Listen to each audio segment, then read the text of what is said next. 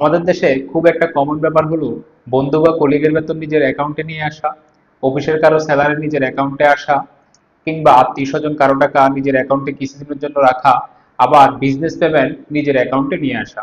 অনেকেই ভয় পান এত টাকা অ্যাকাউন্টে গেলে কোনো ট্যাক্স প্রবলেম হবে না তো। প্রথমে একটা কথা খুব পরিষ্কার করে বলি, ব্যাংকে টাকা আসলে সেটা আমার ইনকাম হয়ে যায় না।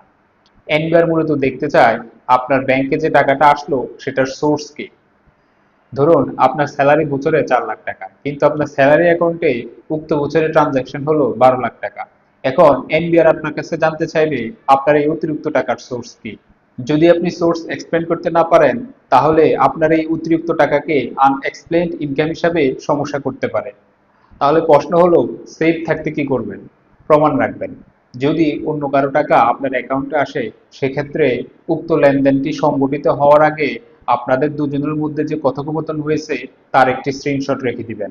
ব্যাংক ট্রান্সফার মেসেজ রাখতে পারেন, মানি রিসিপ্ট রাখতে পারেন, লোন পেপার রাখতে পারেন, কিংবা অফিস থেকে পাঠানোর জন্য যে ইনস্ট্রাকশন দেওয়া আছে তার একটি প্রমাণ রাখবেন। ধরুন অফিসের কারো স্যালারি আপনার অ্যাকাউন্টে আসলো, সেক্ষেত্রে salary sheet, office approval, colleague declaration রাখলে ফিউচারে আপনি খুব সহজেই এটি এক্সপ্লেন করতে পারবেন।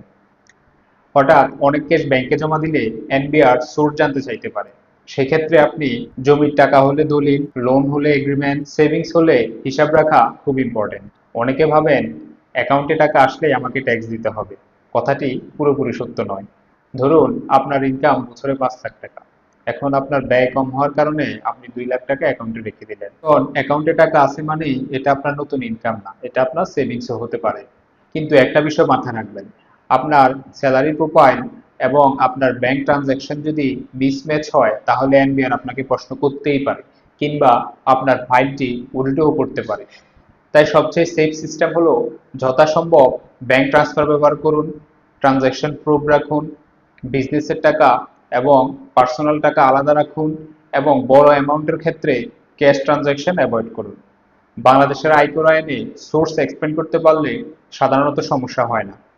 Bank statement, salary certificate, loan paper agreement, এই জিনিসগুলো আপনাকে সবসময় সেফ রাখতে সাহায্য করে। মনে রাখবেন, ব্যাংক অ্যাকাউন্টে টাকা থাকা সমস্যা না, সমস্যা হচ্ছে আপনি ওই টাকার সোর্স এক্সপ্লেন করতে না পারা।